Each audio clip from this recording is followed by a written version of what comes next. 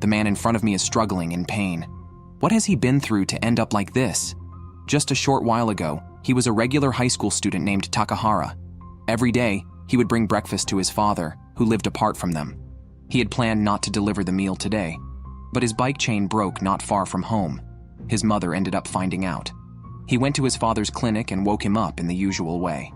His father lectured him as always. Afterwards, Takahara ran to catch the bus, and fortunately made it just in time. A girl with white hair caught his attention. While the security was checking arm badges, Takahara bluffed his way through as if he knew the guard well, but he left his badge next to the girl. She picked it up and got on the bus smoothly. The bus continuously broadcasted updates on the war. Takahara noticed an unusual number of scout boats, signaling that something big was about to happen. Soon, they arrived at school. As Takahara got off, the white-haired girl detonated something in her hand. A golden sphere appeared in the rubble, splitting into several beams of green light. One hit Takahara's arm, spread to his hand, and then vanished. When he regained his senses, he saw the white-haired girl was still on the bus. Takahara immediately ran towards her. Suddenly, a sharp pain shot through his arm, and a blue crystal appeared on it, then disappeared. Ignoring his own condition, he went to check on the girl, but she was barely alive. In her final moments, she told Takahara her name and uttered a strange phrase.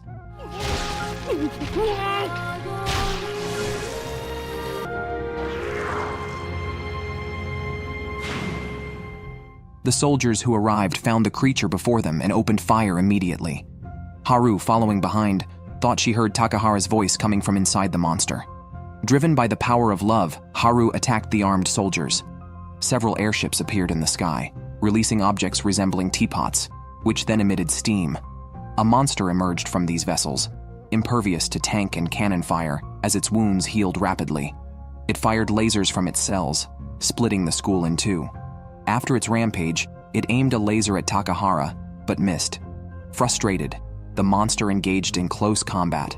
Takahara, small and clinging to the monster, was hard to handle. The monster tried to shake him off, eventually forcing Takahara back in front of a building. Still, the monster relentlessly pursued Takahara, who was now enraged. His eyes flashed. He charged at the monster and struck its head with a powerful punch. Just then, Haru arrived, urging Takahara to flee. At that moment, a stone hit a water pipe. In the nick of time, Takahara caught Haru, empowered by his love for her. The monster stood no chance against him. As the fight seemed decided, a girl stabbed a sword into Takahara's palm, warning that continued fighting would turn him to stone. Sensing Takahara's will to live, the mysterious girl activated a mechanism on her hand, returning Takahara to his human form. She then calmed the astonished Haru by gently touching her temple, causing Haru to fall asleep. The girl then took Takahara back to her international cruise ship, the Zanbani. The monster before us was once a regular high school student. He gained the ability to transform into Zamd after being invaded by an entity known as Kilok due to an accident. The Kilok inside him is sentient and can petrify the host if they lose their self-awareness. The girl, Nakayami, can hear the heart of Zamd. She sensed Takahara's will to live and saved him from petrification. She then took him back to the international mail ship Zanbani. The ship's captain, Ishu, was exasperated because Nakayami often brings men aboard, but he had no choice since he dotes on his sister.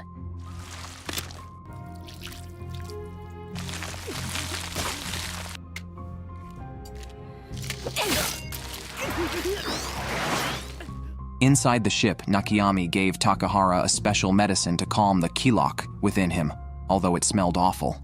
Takahara did not remember transforming into Zamd and felt no pain in his hand, so he acted indifferently. He even asked the captain to drop him off at the next port so he could return to his hometown, Sentan Island, claiming he was fine.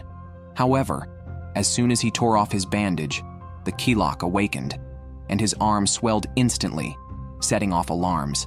Another airship appeared in the sky, releasing a creature resembling a bat known as human form weapons. It's important to note that in this world there are two factions, North and South. Human form weapons are combat weapons developed by the North, consisting of soulless animals parasitized by Kilok and controlled by humans. The The creature that attacked the school was also a human form weapon, and the awakening of Kilok attracts their attention. The large bat extended its tail to scoop up Takahara and absorbed him into its body. Nakayami chased after it on her airship. She used the opportunity to secure a rope around the creature, then climbed onto its back. Following the guidance of the Kilok, she opened up its back and awakened the unconscious Takahara. The two quickly escaped. Seeing this, the captain grabbed a rocket launcher and destroyed the creature. Takahara felt sorry for his foolishness and drank the special medicine to suppress the Kilok. Nakayami told him that to coexist with Kilok, he must not lose his self-awareness and must constantly think about the Kilok and learn to control it. The northern attack by human form weapons drew the South's attention, prompting a high-level emergency meeting. They appointed Colonel Kagisu to take charge of Sentan Island. His first act upon arriving at Sentan Island was to seek out a doctor named Kanba to jointly research human form weapons. Can you believe it? Someone is remotely controlling a monster from this leaky pot. This monster is wreaking havoc in a city in the south. The southern military dispatched an ASP squad to intercept it. This is a type of small combat robot connected to human neural controls and equipped with weapons capable of killing human form weapons. With the ASP squad's coordination, the huge monster was helpless. Once the control ring is removed, the uncontrolled human form weapons immediately petrify. These white-haired boys are followers of Ruikanism, also known as Jibashiri. They follow the guidance of their leader, Sanova, to the battlefield to collect Kilok. Aboard the Zanbani, Nakayami woke Takahara from his sleep and took him to see Madame Tenshin to train in controlling Zamd. They went to the very bottom of the airship. The room was filled with smoke and shrouded in mystery. Once the smoke cleared and they could see each other clearly, Takahara was startled. Madame Tenshin immediately recognized the Kilok parasitizing Takahara's hand. Takahara asked if she could remove the Kilok. Tenshin told him that only Sanova, the leader of Ruikanism, could do it, but she had been wanted by the northern government and had disappeared. Now he must coexist with the Kilok. Tenshin advised him to learn to listen to the voice of Kilok and think critically, which could save his life at crucial moments. She appointed Nakayami as his trainer. Unexpectedly, the training turned out to be stamping letters. All other crew duties were also dumped on Takahara. It seems he is about to start a life as a working stiff. On the other side, the southern government's warship docked at the port of Sentan Island. They planned to form a guard team there. In the crowd, Haru spotted her classmate Shidara, who had lost her entire family in a recent air raid. Haru wanted to comfort her, but Shidara's mindset had changed. With her family gone, she no longer wanted to live. Inside the military, Dr. Kanba met with Kagisu and informed him that the first volunteer had appeared. Why did this girl change like this? Originally, she was just an ordinary high school student. An accident killed her entire family, leaving her alone and homeless. She came to the outskirts of the military base, and a thought occurred to her. She volunteered to become the first experimental subject. She was artificially implanted with Hiruko extracted from Zamd. After the experiment, she was discarded at random. The military staged a scene. During her attack on civilians, they deployed small robots to attack her, collected data, and then mercilessly ended her life. On the Zanbani, Takahara and engineer Kiselji were outside doing repairs when Takahara noticed something strange overhead. The radar in the cockpit also detected a mail ship above, which was descending rapidly. The captain immediately ordered to accelerate, nearly causing Takahara to fall, but Kiselji caught him in time. However, they were still caught up by the mail ship above, which released smoke as a provocation. Nakayami, looking through the window, quickly chased after it in an airship. It turned out the other party was Nakayami's old acquaintance, Zekende, who is also from the Tessic race. Nakayami wanted to meet Zekende, who had raised her, but the captain, now sheltering her, refused because Zekende had become a villain involved in unethical money-making and human trafficking. Nakayami threw a tantrum and spoke harshly, resulting in a slap from the captain. The two parted on bad terms. Nakayami lay down like a salted fish, and when there was a knock, she thought it was Captain Ishu, but seeing Takahara disappointed her. Nakayami only acts like a child around Ishu, who genuinely has a tough exterior, but a soft heart. The next day, she docked the ship next to Zekende's. Takehara was outside writing letters while Nakayami, looking at the mail ship, decided to go see Zakende. Zakende told her that the current Tessic leader was her sister Kujireka, who was planning to reclaim a sacred site lost 70 years ago due to war, a clearly suicidal mission.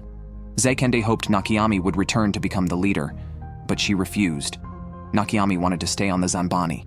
Understanding her decision, Zakende sent her back. After a brief stay, the Zanbani set sail again.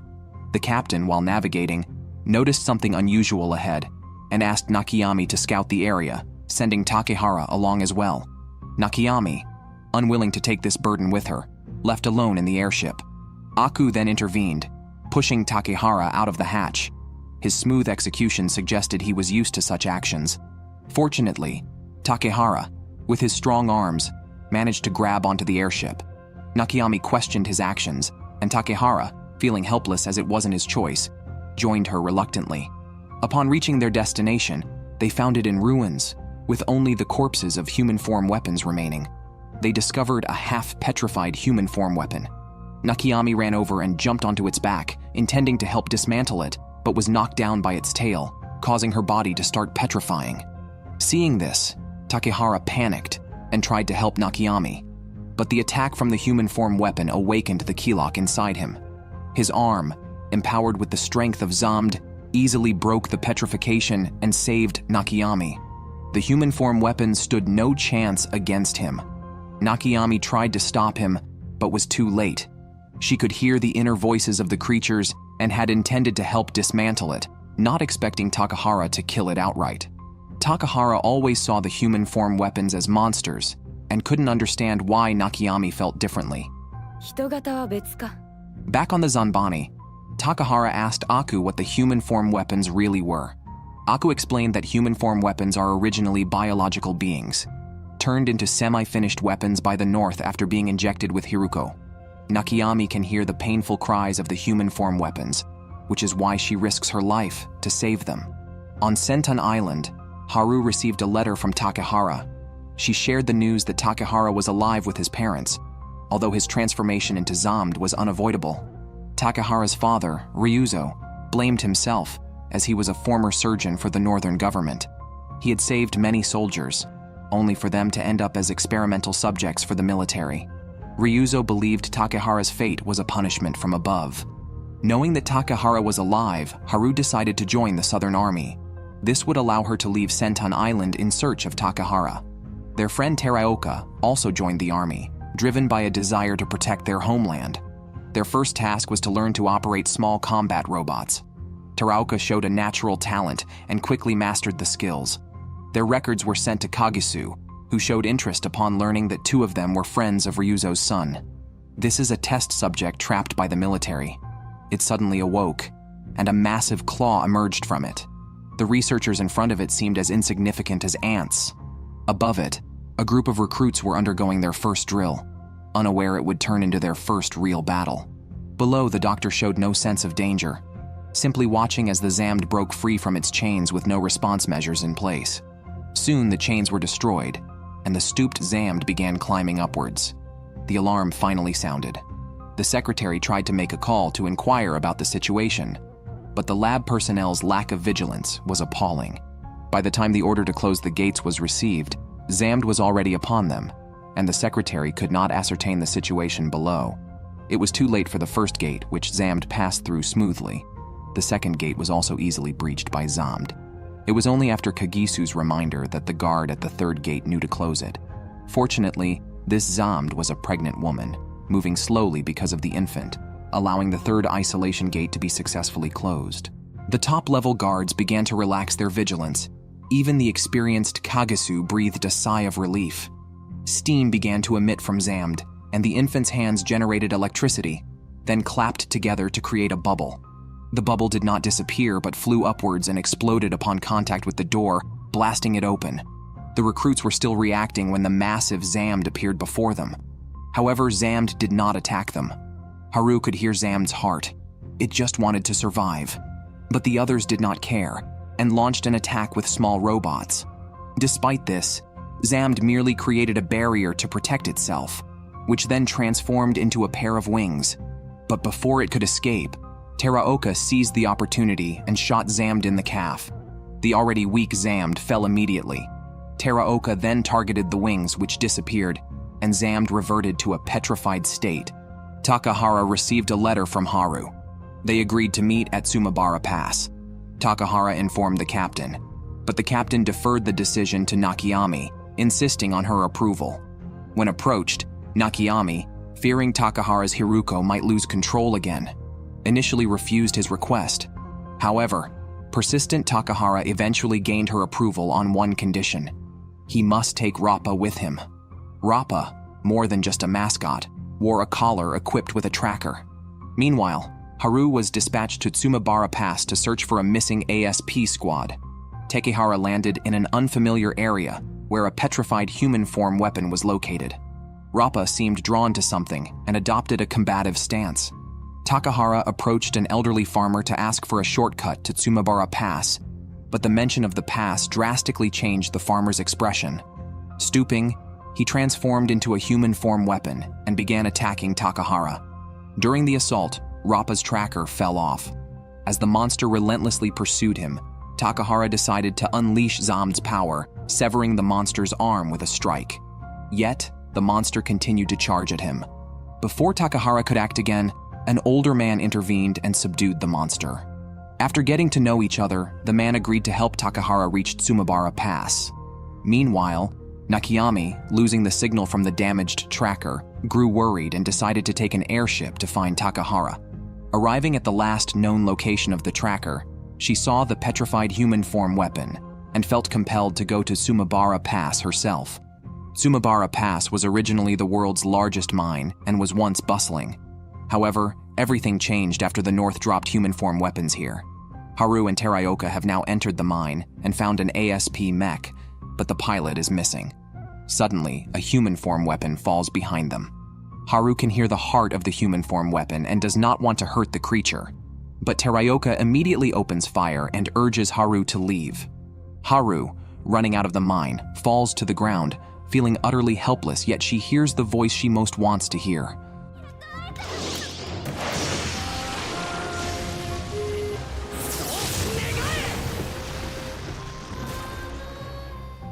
This man simply wanted to take a photo of the white-haired boy in front of him.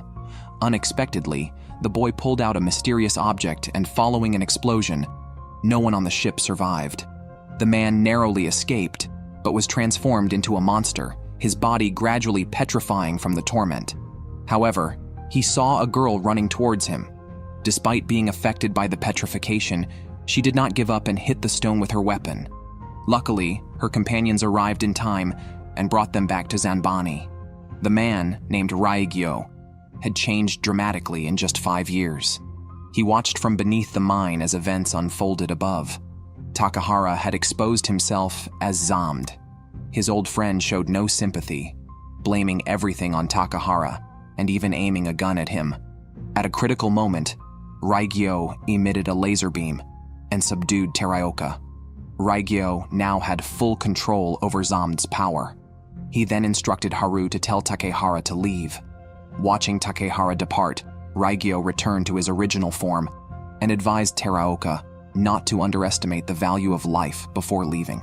By the time Nakayami arrived, Takehara could no longer stand and collapsed.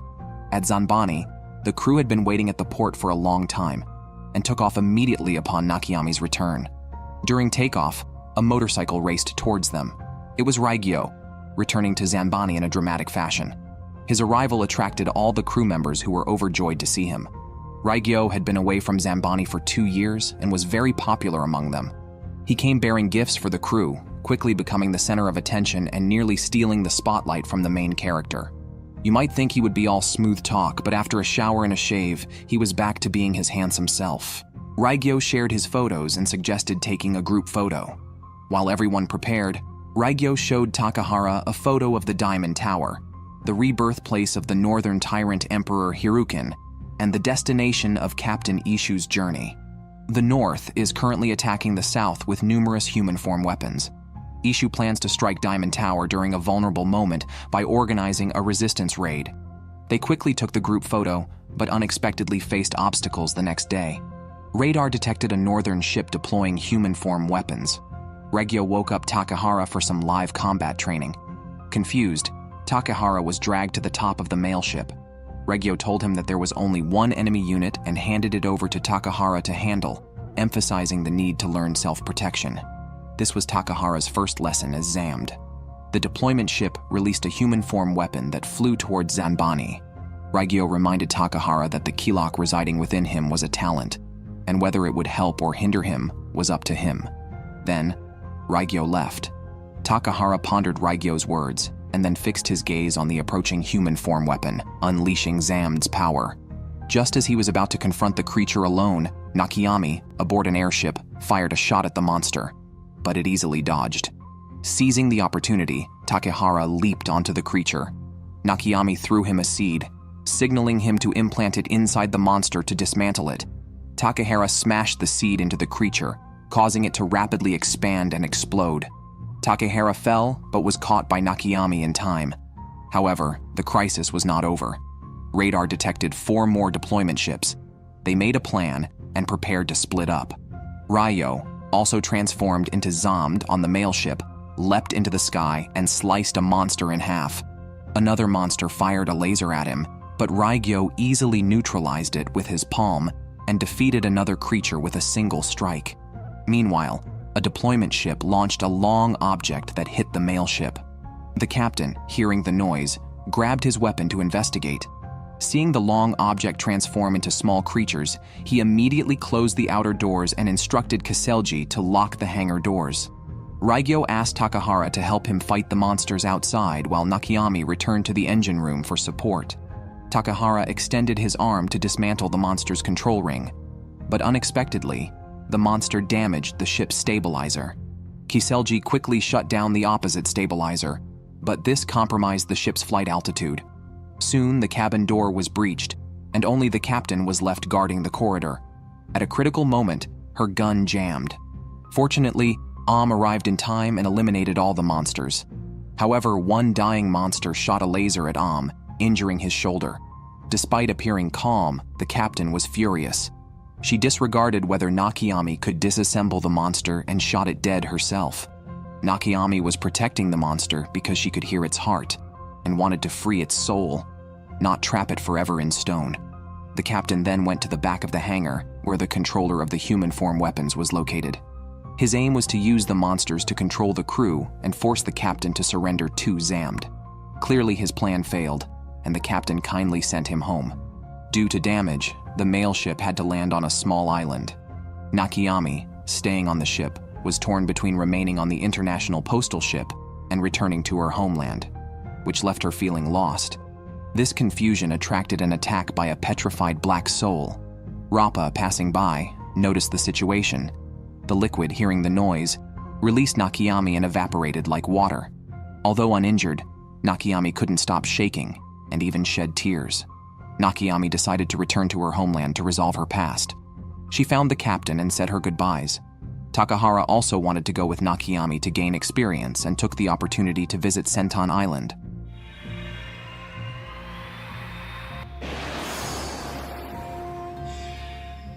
Haru, who had cut her hair short, was training when the captain approached her. He informed her that Teraoka had not been to training for several days and suggested that Haru check on him. Upon arriving at Teraoka's house and after some questioning, it was revealed that Teraoka had been parasitized by Hiruko during the explosion. He never imagined he would turn into the type of monster he despised the most. He was in despair and longed to return to the childhood days when the three of them would drink soda together. After 6 months away, Takahara returned to Senton Island. He called Haru, but only her sister was at home. Haru's sister then called the military, and they agreed to meet at the dojo, but the military was listening in. Upon learning this, Kagesu took immediate action. Takehara first visited his father's clinic where his father noticed the bandage on his hand and offered to help. His father also knew about the Kilok and took Takehara to meet someone, the white-haired girl who had detonated a bomb on a bus. She was still alive thanks to his father's medical care. Just then, military personnel arrived at the clinic, and Takahara had to flee through the back mountains. Meanwhile, Haru's sister informed Teraoka, and they both went to the dojo. Teraoka was being consumed by hatred, and the key lock inside him was out of control. He felt overshadowed by Takehara and had lost his sense of self, becoming a zombie. Nakayami tried to awaken Teraoka, but his hatred was too deep, and he no longer resembled a zombie. He even attacked Nakayami, throwing her out and threatening to finish her off. Takehara intervened using the power of his arm, but he was no match for Teraoka on his own. Haru tried to help but was captured. Teraoka's hatred continued to feed the key lock, causing his body to distort. He overpowered Takehara and confessed his feelings to Haru again. After Haru rejected him, he attempted to consume her in anger. Seeing this, Takehara fully transformed into a complete zombie and easily broke free from Teraoka's hold, unleashing his anger on him.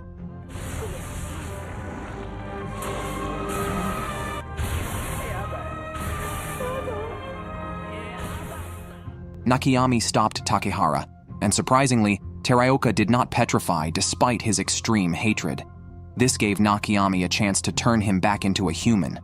A flying ship appeared in the sky, and the mecha squad began to move out. Takehara pushed Nakayami away and was then bombarded with attacks. When the smoke cleared, Takehara lay on the ground, motionless. Teraoka and Haru were handcuffed and led away. Kagisu approached Takehara, seeing him on the ground, and let his guard down. Nakayami, hiding behind a rock, was unsure what to do. Takehara, through telepathy, told Nakayami to escape first and meet on the Zanbani. Nakayami immediately started running, drawing everyone's attention. Takehara took this chance to subdue Kagisu. After Nakayami was far away, Takehara also escaped with Kagisu. The news quickly reached the secretary, who immediately ordered soldiers to be on high alert and separated the routes transporting Teraoka and Haru. Takehara did not harm Kagisu but left him on a high tower. Kagisu tried to deceive Takehara with words, claiming no hostility, but as soon as Takehara ran, Kagisu pulled out a gun and started shooting. However, the area was already surrounded, and soon they encountered the mecha squad. Exhausted, Takehara could not resist, and the soldiers, fearful of the unknown creature, shot him into a river. The vehicle transporting Teraoka also lost contact. Teraoka stopped at a small shop and bought 3 bottles of soda, recalling the best memories of his life drinking soda with Takehara and Haru during their childhood. Finally, burdened with guilt, he ended his life, perhaps as his only way of redemption. In the dead of night, an uncle discovered Takehara lying on the shore. However, this uncle was not a good man. He chained Takehara up, planning to sell him to the north. When Takehara awoke, the mask on his face had not disappeared, and he had lost his memory and forgotten his name. Suddenly, a black mass appeared in front of Takehara. He tried to ask its name but received no reply. Meanwhile, Nakayami's airship ran out of fuel and had to stop in a village. After asking around, she learned that the fuel truck only came every 10 days. With no choice, she pushed the cart towards a small town, deeply concerned for Takehara's safety. On the way, a child from the Tessik race caught Nakayami's attention. The child casually passed by a fruit stand and stole an apple. When caught, he threw a stone at the stall owner. Naturally, the owner did not let it go. Nakayami, who had seen everything, followed them and found the fruit stand owner lying on the ground, and the child turned out to be a Zamd, surviving on his own. She explained the dangers of being a Zamd to the child and bandaged him, advising him not to use the power of Zamd carelessly as it could turn him into stone. Fearing petrification, the child could not sleep well at night. The next day, when the fruit stand owner confronted him again, the child refrained from using his Zamd power, struggling to control the key lock within him. Fortunately, Nakayami arrived just in time and made a deal with the man, trading her airship for the child's safety. Not wanting extra burdens, Nakayami gave the child some money, but he proudly refused and quietly followed her as she headed to the Tessik village. Nakayami initially did not want to take the child with her, but couldn't find the way to the village.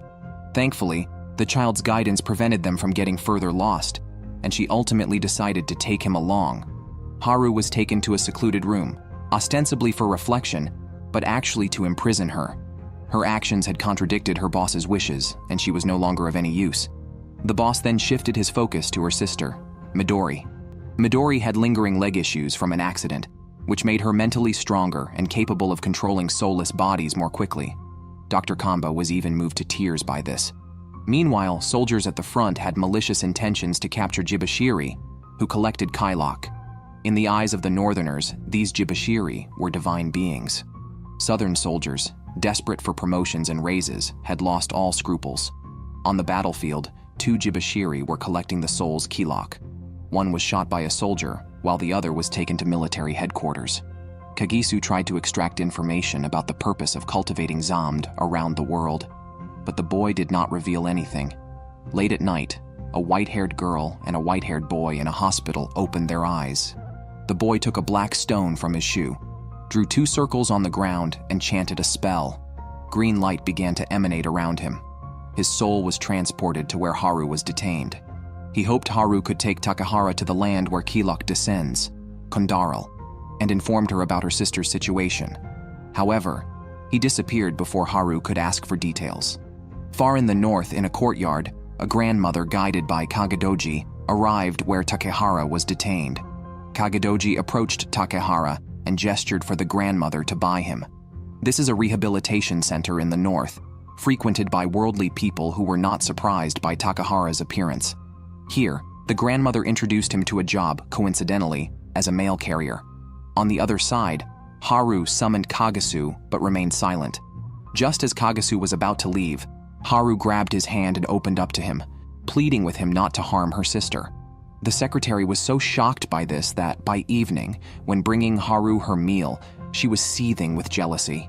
As she left, she intentionally mentioned that she had lost her keys and left the door unlocked, indifferent to any consequences. This creature is called Ongoro. It can provide warmth in icy conditions and guide lost travelers to the right path. Under its guidance, Nakayami arrived at a cave. As they entered, the Ongoro transformed into a stone wall. Nakayami knew this creature meant no harm. She led the boy Yango through the cave, revealing a hidden paradise. They then sailed forward, flanked by many stone statues of Ongoro, which kept the area perpetually warm like spring.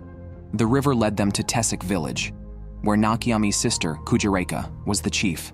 Nakayami's mission was to stop her sister's irrational attempt to reclaim the sacred land.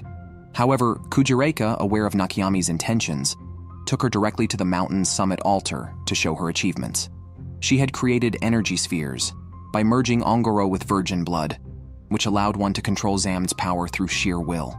Nakayami tried to persuade her sister, who was now so resolute that she was willing to sacrifice even her life, making it impossible for her to give up. To celebrate Nakayami's return as a celestial maiden, a grand feast was held. Kujireka hoped Nakayami would support her, but Nakayami suggested reclaiming the Holy Land through the Ruakanism pilgrimage, combined with the Zamd spread worldwide by the Sonova leader to avoid unnecessary sacrifices. Kujireka, doubting the current stability of Sonova, refused to entrust her with such a crucial task. This disagreement infuriated Kujireka, who then used her Zamd power to choke Nakayami. Yango threatened Kujireka using his power, prompting her to moderate her actions before the tribe, but she still did not change her decision to reclaim the Holy Land. Realizing persuasion was futile, Nakayami decided to go to Kondaral to find Sonova and fulfill her duties as a celestial maiden. The white-haired girl, Nazuna, was unconscious in bed but could still talk normally. After escaping the dungeon, Haru immediately went to Takehara's father's clinic. With hints from Nazuna, she learned Takehara's exact location. Upon hearing Haru's plans, Ryuzo called his friend, a former military commander, to plan an escape route from Senton Island. He also gave Haru a vial of medicine, his own research into a vaccine to suppress Kylok, hoping it would be useful at a critical moment. After leaving the clinic, Haru found her sister. She urged her not to return to the military, but her sister had voluntarily become a test subject, hoping to walk again like a normal person. Haru then set off alone to find Takahara. She went to a nearby port and bought an airship. The owner warned her that on the way to the northern ranch, there was a gathering place for human-form weapons. However, he assured her it was not a big issue as long as the airship was fast enough. As Haru approached their territory, she prepared to sprint, but the unscrupulous seller had sold her a faulty airship. At a critical moment, the engine died, plunging Haru into a crowd of monsters. Luckily, the monsters were in hibernation due to the cold. Haru tried to restart the airship, but it took a while without response, awakening the monsters. In the end, It took a special method to get it started again. On the other side, influenced by Kagadoji, Takahara slowly began to recall the names of those around him, but couldn't remember his own. Kagadoji also led Takahara towards the edge of a high tower. At that moment, Haru arrived just in time, as Takahara was falling. She called out his name. Haru's call helped Takahara regain his sense of self. However, a sweet scent caused the airship's engine to stop, and as they fell, Takahara reached out and grabbed Haru, revealing a pair of wings on his back. This indicated that he had become a Zamd in perfect harmony with Kilok. Kagadoji witnessed this scene. It had been wandering around the world seeking a Zamd capable of defeating it. This time, it had finally found one.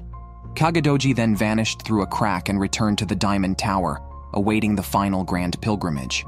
Its true identity was revealed as the Hirukan Emperor. Kujireka, transformed into Zamd, is incredibly powerful. She can effortlessly emit lasers. The elite Southern mech squad is no match for her. Recently, the Southern Army appeared above the village to seize airship energy. Kujireka directed the villagers to seek refuge on the mountaintop. The enemy dropped bombs directly on the village without accepting surrender, followed by deploying a mech squad. They targeted houses for destruction, while the villagers could only watch from the mountain as their homes were destroyed. At that moment, Kujireka consumed another energy sphere, causing her great pain and strange growths on her back. As the mech squad closed in on the temple, only one person remained to defend it. Ordinary weapons were ineffective against the mechs. As the smoke cleared, a figure emerged and the mechs exploded instantly. Kujireka unbuckled her belt, revealing 3 Kilok on her chest, then removed her coat to reveal wings on her back. The mech squad fired at her, but she easily dodged their bullets. Now, Kujireka possesses absolute power, effortlessly emitting lasers, making the mech squad helpless before her. Meanwhile, Nazuna, lying in a hospital bed, spoke again.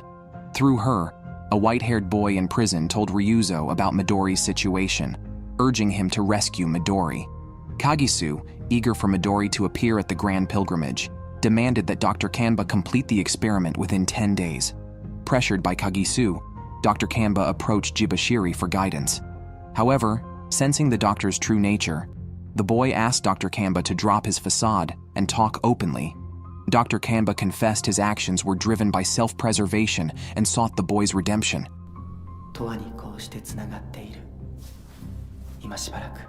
Upon hearing this, Dr. Kanba thought he found a way to redemption. He mistakenly believed that creating a perfect Zamd Midori to offer to Sonova would save him, but he realized this task could not be completed in the planned 10 days. Kagisu saw through the doctor's current mindset, but genuinely hoped that someone who also bore sins could help him. He also planned to release the white-haired boy. Kagisu then visited the dungeon, curious about the magic Jibashiri wielded to manipulate the doctor so effectively. The boy's next words shocked Kagisu. He accurately recounted Kagisu's childhood and knew that Kagisu was not truly evil, but a desperate man willing to sacrifice anything to end the war quickly. Kagisu tried to silence him, but the boy continued to communicate telepathically. On learning that Midori was being used as a test subject, Ryuzo contacted his friend and Midori's father, Nishimura. The friend revealed the location of the experiment, 25 floors underground, and provided them with doctor's passes for easy access to the military base. He also gave them guns for self-defense, advising them to only use them as a last resort. They successfully infiltrated the military base. Using his former officer status, the friend held 2 soldiers at gunpoint under the pretense of rewarding them, and had them seal off the base. Inside, Ryuzo openly studied a map, attracting the attention of nearby soldiers. He candidly stated they needed to find the underground medical room but were lost. A helpful soldier directed them to the elevator. In the elevator, they decided to split up. Ryuzo went to rescue Jibashiri. Upon reaching the 25th floor, Nishimura encountered 2 guards. Trying to remain calm, he was asked for his doctor's pass. As he searched his bag, a bottle of alcohol fell out, blowing his cover. In a quick reaction, Nishimura knocked one guard out with a punch and subdued the other. Entering the lab, Nishimura found it eerily empty, plunging him into despair. Meanwhile, Ryuzo, kicking open another door, found the white-haired boy lying in a pool of blood. Enraged and seeking vengeance on Kagisu, Ryuzo only found his secretary, who seemed to be expecting him. She informed him that everything was anticipated by Kagisu, who was now waiting at the hero's memorial. Midori had already been transported to a battleship, where the doctor would complete the last step of the experiment en route to Kondaral. Kagisu is currently waiting at the monument for Ryuzo's arrival. They first met over a decade ago when Ryuzo, a northern doctor, accidentally saved Kagisu, a southern soldier. This act led to Kagisu's current actions. Ryuzo pleads with Kagisu to release Midori, but it is too late. Midori has already set sail with the battleship. Seeing this, Ryuzo points his gun at Kagisu, but his kindness prevents him from shooting.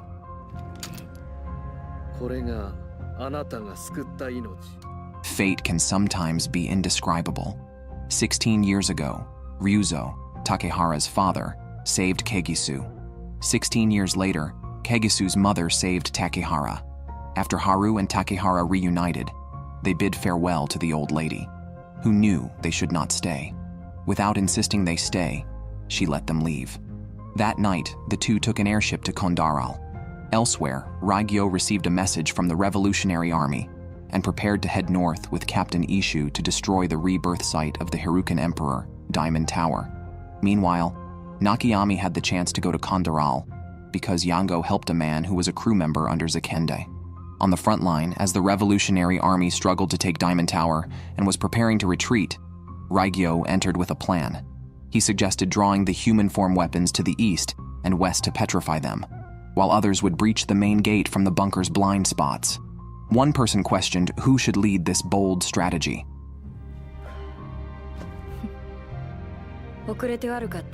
Confused about his purpose, Takehara arrived in Kondaral. A man in a robe appeared, offering to guide them inside. Takehara recognized his voice from his dreams, where the man often appeared, waiting for him. Once underground, they found pilgrims gathered for a grand pilgrimage. The man revealed that the Hirukan Emperor would soon arrive and confront Zamd. The pilgrims' souls would be sacrificed to cleanse the Emperor's empty and dark soul. This sacrifice meant death. Watching the many pilgrims, Takehara couldn't accept this. Despite knowing they would die, the man smiled because the pilgrims were willing, believing that sacrificing their physical bodies for Kilok was a redemption for their souls. Ultimately, due to their differing beliefs, they were expelled. Under Ishu's command, the Revolutionary Army soon reached Diamond Tower, but a human form weapon guarded the gate. Suddenly, the creature was split in half by a force. Raigyo had arrived just in time. When the monster attempted a sneak attack, Raigyo killed it. Just after deactivating his Zamd form, another creature began to self-destruct. Ishu arrived at the front line and ended the battle with a single shot. Meanwhile, the Southern military's warships had also arrived above Kondaral. They divided their mecha squadrons into two groups, awaiting final orders to airdrop.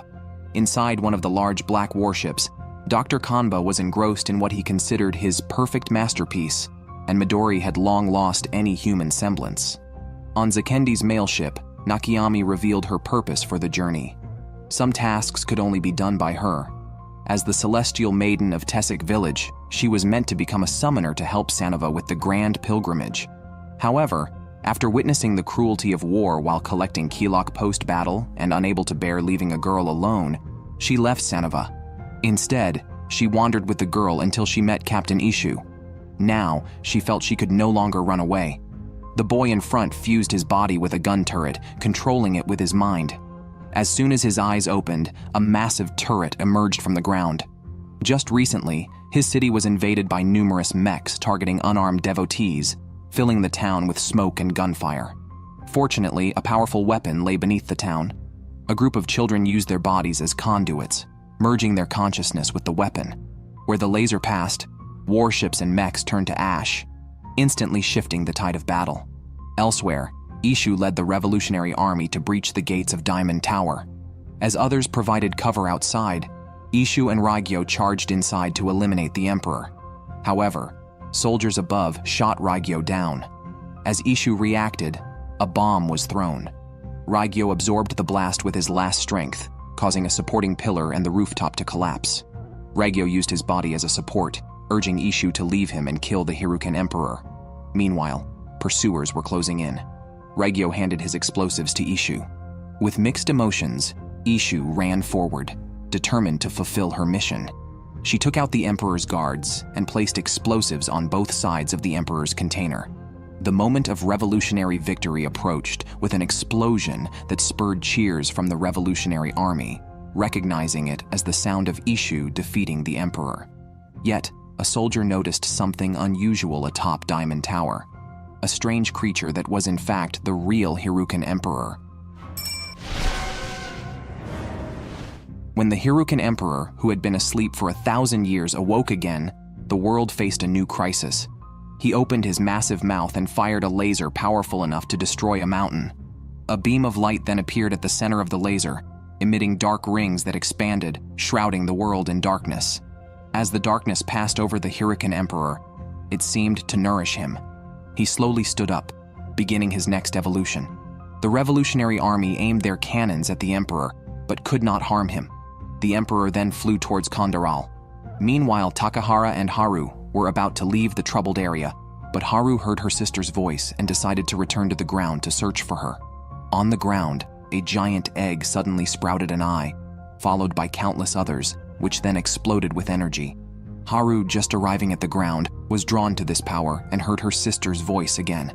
However, facing the monster, she couldn't believe her sister had become this creature. She cried, begging her sister to come out, but the monster, now out of control, swallowed Haru whole. Takahara, watching Haru being swallowed, was unsure what to do, especially since the monster was Haru's own sister.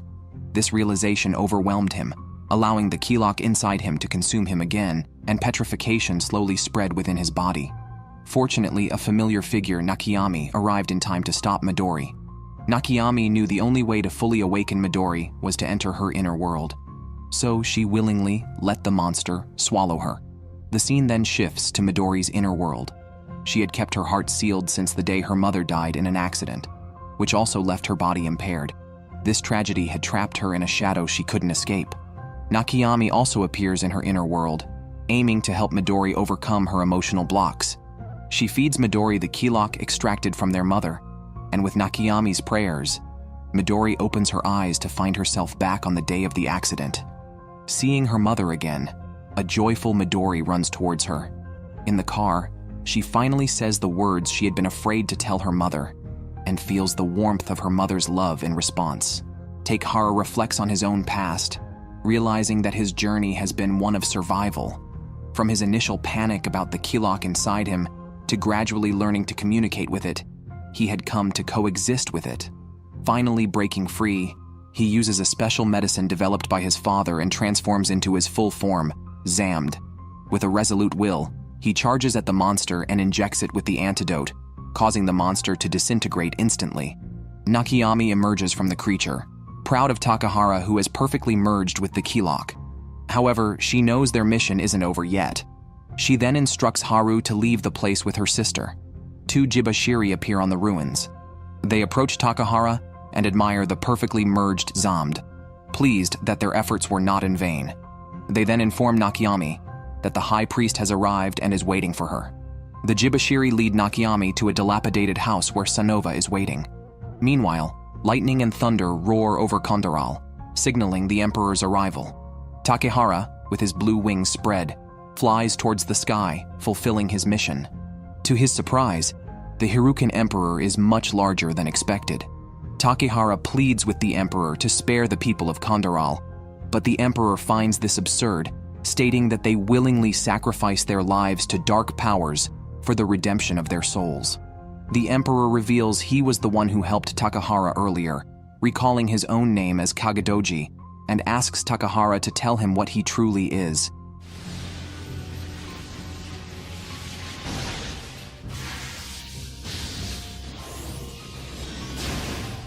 As he speaks, the Emperor sheds tears, and black rain begins to fall from the sky, petrifying anyone it touches. Witnessing this, Kujireka knows the Emperor has arrived and transforms into Zamd to fly towards the battlefield. On the other side, Sanova gently taps her umbrella, changing the surroundings. It is then revealed that she was the midwife for the Emperor's heir, and the current Hirukan Emperor was born under her care but died shortly after birth. However, the monks controlling Diamond Tower expelled both tribes and forcibly injected the deceased emperor with Kilok, transforming him into his current state. Sanova decides to use the Millennium Pilgrimage ceremony to cleanse the emperor of his resentment and darkness. She transforms into Hiruko and hands it to Nakayami, entrusting her to complete the ceremony.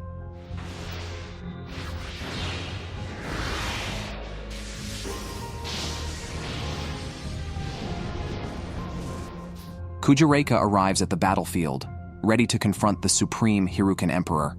Takahara tries to stop her irrational action, knowing that defeating the Emperor with force alone is impossible. However, Kujiraka's mind is clouded by hatred. Despite her efforts, they are futile against the Emperor's absolute power, who shows no interest in the hate-filled Kujiraka. Seeing this, Takahara quickly moves to rescue her. Meanwhile, Sanova's airship appears above Kondaral, with all followers anticipating her arrival. However, Nakayami steps out of the airship instead, surprising the followers. Nakayami will carry out the final ceremony with Sanova's Hiruko and close Kondaral, which has been open for a millennium. She will sacrifice herself to seal Kondaral, sparing the other followers. Why does the Emperor have overwhelming strength? He could solve everything with just a finger, even against Kujiraka's fully realized Zamd form. Yet, Takahara can fight him evenly. This is because the Emperor once transformed into Kagadoji and stayed by Takahara's side, witnessing his journey from losing himself to rediscovering his identity. Moreover, Takahara is the only Zamd perfectly merged with Kilok, so the Emperor believes Takahara can also save his empty soul. Takahara enters the Emperor's spiritual world, which is a void. The Emperor's life was cut short at birth and forcefully filled with Hiruko, leaving his soul empty and dark. Takahara decides to give his own name to the Emperor. After they shake hands, the mask on the Emperor's face disappears, and the black and white world regains its colors. However, Takahara then loses himself in this monochrome realm. His inner world reverts to Senton Island, a familiar place where he becomes disoriented. Now, Takahara's heart is filled with loneliness and unease. At this moment, Nakayami also appears in Takahara's spiritual world. She tells the lost Takahara that someone will call his name one day, allowing him to return. Meanwhile, Nakayami has entered the center of the fetal nest. She and Sanova's Hiruko activate Kondaral, sending a beam of light into the sky that strikes the Emperor's flesh. As the light fades, the world regains its former brilliance, and the petrified people are restored. The cost is that Nakayami will be sealed within Kondaral for 1,000 years. Yango, realizing all this, tries to stop the final closure of Kondaral. Despite transforming his arm into Zamd, his power is too insignificant. Takahara falls from the sky, forgetting his identity once again. He sees Yango's sad expression and unleashes his power, yet he cannot stop the stone gate from closing. Unconsciously transformed into Zamd, Takahara is consumed and ultimately turns into a stone statue. After an unknown duration, the restarted Zanbani discovers the petrified Takahara. Ishu orders his transport back to his homeland. 9 years have passed since the Civil War. The world has long since returned to its peaceful state. The school that was initially destroyed has been rebuilt, and Haru now works there as a teacher, conveying the knowledge and scars left by history. The girl with white hair, who was at the beginning, now resides in Ryuzo's clinic. Midori has grown up and no longer feels insecure about her disability. Haru often visits the hillside, keeping company with the large rock, hoping that one day he can return. On the other side, life aboard the Zanbani continues with everyone striving for a better future, looking forward to the day Nakayami can return. Captain Ishu often stops by the gates of Kondaral to listen to the sounds within. They always encounter a boy there. At the story's end, a familiar figure stands on the hillside where the original stone statue has now vanished. Takahara has once again found himself,